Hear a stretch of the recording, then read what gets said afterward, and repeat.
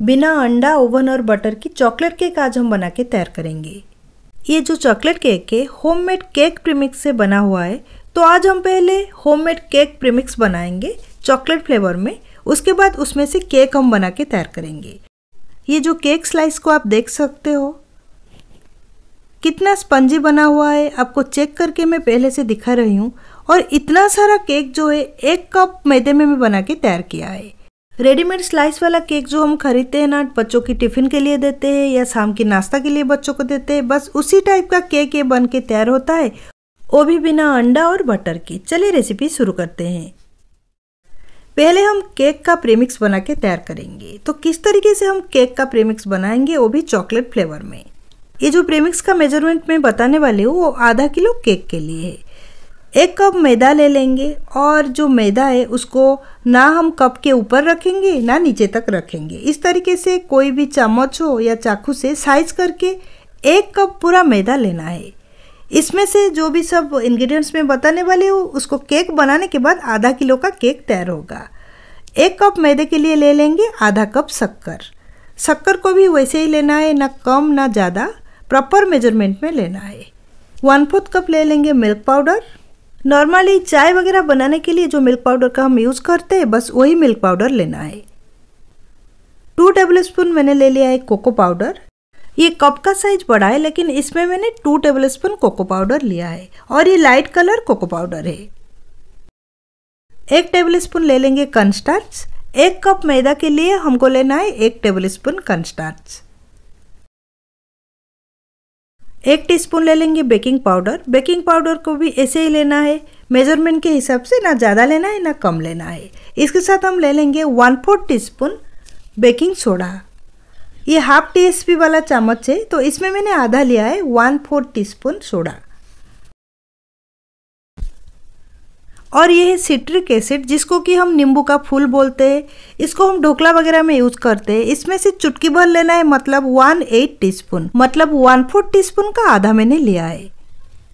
तो ये सारे इंग्रेडिएंट्स में हम प्रीमिक्स बना के पहले तैयार करेंगे। एक ब्लेंडर की जार ले लेंगे, इसमें हम सारे इंग्रेडिएंट्स को ले लेंगे। छोटा वाला ब्लेंडर की जार में मैं ब्लेंड करने वाली हूँ। तो पहले मैंने ले लिया है मैदे को, उसमें ऐड करेंगे शक्कर। अच्छे से सारी चीज़ को पीसना है, जैसे कि शक्कर पाउडर बन के सारे चीज़ के साथ मिक्स हो जाए। कोको पाउडर ले लेंगे, मिल्क पाउडर ले लेंगे, कॉर्नस्टार्च ले लेंगे, उसके साथ ले लेंगे बेकिंग पाउडर और बेकिंग सोडा। सिट्रिक एसिड को भी इसमें मिक्स करेंगे। अभी सारे चीज़ को अच्छे से ब्लेंड करके पाउडर बना के ले आएंगे।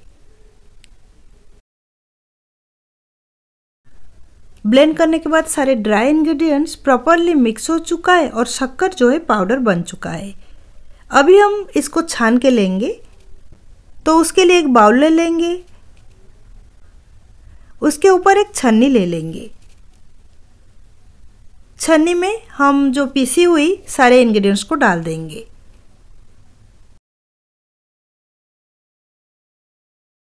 ड्राई इंग्रेडिएंट्स को छान लेंगे। इस तरीके से करने से प्रॉपरली सारे चीज़ मिक्स भी हो जाता है और फिर इसमें जो भी दरदरा अंश रहता है वो छन्नी के ऊपर रह जाता है, फिर उसको हम निकाल सकते हैं।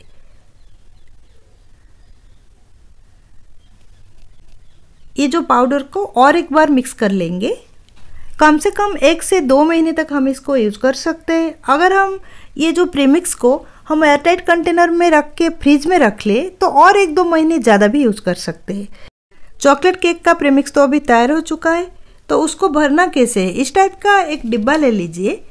लेकिन डिब्बा में जैसे कि पानी का अंश बिल्कुल ना हो, सूखा वाला डिब्बा लेना है। अगर आप चाहे तो मिल्क पाउडर को स्किप कर सकते हो। जब भी आपको बनाना हो केक तभी आप दूध के साथ मिल्क पाउडर भी ऐड कर सकते हो। आप देख सकते हो अभी हमारा चॉकलेट प्रीमिक्स प्रॉपरली बन के तैयार है। इसमें हम केक बना के तैयार करेंगे और देखेंगे कैसा केक बनता है। केक का बैटर बना के तैयार करना है तो एक बाउल ले लेंगे। ये जो मेजरमेंट का मैंने बनाई है प्रीमिक्स, उसके लिए ले लेंगे 1/4 कप रिफाइंड ऑयल। ये बिना फ्लेवर वाला रिफाइंड ऑयल है। रिफाइंड ऑयल की जगह आप बटर भी यूज़ कर सकते हो, लेकिन बटर जो यूज़ करोगे वो रूम टेम्परेचर में होना चाहिए। अभी हम इसमें मिक्स करेंगे 1/2 कप गुनगुना दूध। ज़्यादा गर्म ना ज़्यादा ठंडा, गुनगुना दूध बस आपको लेना है। दोनों चीज़ को अच्छे से मिक्स कर लेंगे।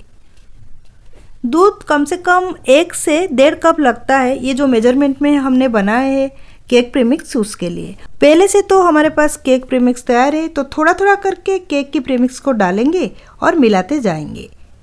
एक साथ ना डालें, थोड़ा थोड़ा करके डाल के मिलाने से अच्छे से मिक्स हो जाएगा। बस इस तरीके से मिलाते जाना है। सारा प्रीमिक्स को मैंने डाल दी है। इसमें से जब केक बनके तैयार होगा वो आधा किलो के आसपास केक बनेगा। इसमें और थोड़ा सा गुनगुना दूध मिलाएंगे और हाफ कप मैंने ले लिया है। फिर से एक बार सारे चीज़ को मिलाते हुए अच्छे से बीट कर लेंगे।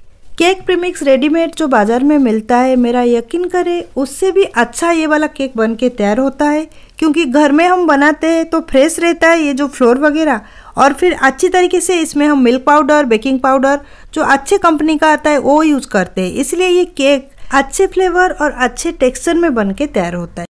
और प्रीमिक्स एक बार हम घर में बना के रख लिए, जितना क्वांटिटी में मैंने बनाया, अगर आपको करना है तो डबल क्वांटिटी में बना के रख लीजिए और मेजरमेंट इसी हिसाब से ही बनाइए केक। बैटर को मैंने अच्छे से मिला दी है। अभी केक का बैटर बन के तैयार है। इसी में हम केक को बेक करके तैयार करेंगे। तो पहले ग्रीस कर लेंगे।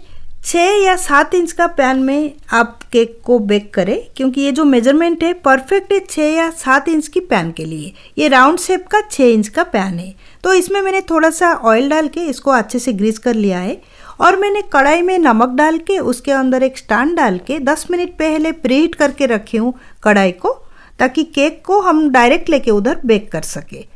बटर पेपर का एक पीस डाल देंगे। अगर आपके पास बटर पेपर ना हो तो आप अच्छी तरीके से ग्रीस करके डायरेक्ट बैटर भी डाल सकते हो। बटर पेपर के ऊपर भी थोड़ा सा ऑयल लगा देंगे। अभी हम बैटर को इसमें डालेंगे।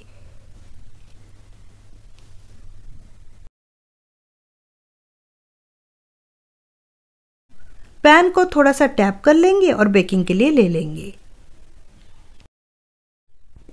10-15 मिनट पहले मैंने कढ़ाई को प्रीहीट किया था। इस कढ़ाई में थोड़ा सा नमक डाल के उसके ऊपर एक स्टैंड रख के कढ़ाई को कवर करके स्लो फ्लेम में मैंने इसको प्रीहीट किया है। तो अभी हम कवर को निकालेंगे और ये जो स्टैंड है उसके ऊपर हम रखेंगे हमारा बैटर वाला पैन को।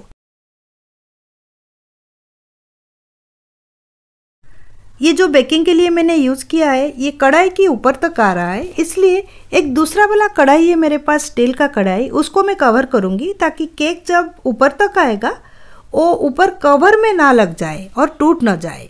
तो ये कढ़ाई को मैं यूज़ करूँगी। ऊपर हम कवर कर लेंगे इसको। आपके पास जो भी ऐसे घेरा वाला हो बर्तन आप उसमें से कवर कर सकते हो। और अभी हम इसको कम से कम 25 से 30 मिनट तक स्लो मीडियम फ्लेम में बेक करेंगे। 30 मिनट हो चुका है तो अभी हम चेक करेंगे। केक अच्छे से बेक हो चुका है और ऊपर थोड़ा सा क्रैक आ गया है। कोई बात नहीं, इसको हम काट के निकाल देंगे। एक वुडन स्टिक लेके हम पहले चेक कर लेंगे अंदर तक अच्छे से बेक हुआ है या नहीं। स्टिक में बैटर नहीं लगा है, इसका मतलब केक ठीक ठाक बेक हो चुका है। रूम टेम्परेचर में आने तक इसको हम ठंडा करेंगे। केक रूम टेम्परेचर में आ चुका है और ठंडा हो चुका है। इसको अभी हम डिमोल्ड करेंगे। एक चाकू ले लेंगे। पहले हम केक का साइड का हिस्सा को निकाल देंगे। पैन से अगर ये लगा हुआ होगा तो निकल जाएगा।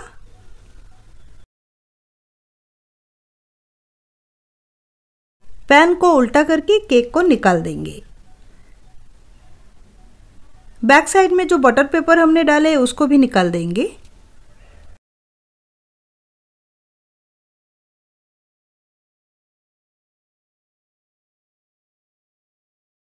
अब देख सकते हो इसमें किसी जाली दिखाई दे रहा है और केक बहुत ही स्पंजी बन के तैयार हुआ है। चॉकलेट स्पॉन्ज तो अभी हमारा तैयार है। ऊपर से इसको हम कट करके भी निकाल सकते हैं। अगर कट नहीं किए तो भी कुछ प्रॉब्लम नहीं है। इसमें पीसेस में कट करके मैं आपको बताती हूँ। बहुत अच्छे से अंदर तक चाकू जा रहा है, इसका मतलब केक स्पंजी बनी है। अगर आपको इसमें से पेस्ट्री वगैरह बनाना है या डेकोरेशन करना है, आप ऊपर की हिस्सा को थोड़ा सा कट कर सकते हो, लेकिन मैं इसमें से स्लाइस निकालने वाली हूँ तो उसको कट करने की ज़रूरत ही नहीं है। इस तरीके से आपकी मनचाहे पीसेस आप कट कर सकते हो। आप देख सकते हो कितनी अच्छे से बनी हुई है और बहुत स्पंजी है ये। और 1 कप मैदे में हमने इसको बना के तैयार किया है। आधा किलो तक एक केक बन के तैयार हो चुका है। ये वाला रेसिपी आप भी एक बार ज़रूर ट्राई करें, घर में प्रीमिक्स बनाएं। रेसिपी के बारे में जो भी क्वेश्चन है आपके मन में कमेंट सेक्शन में प्लीज़ शेयर करें।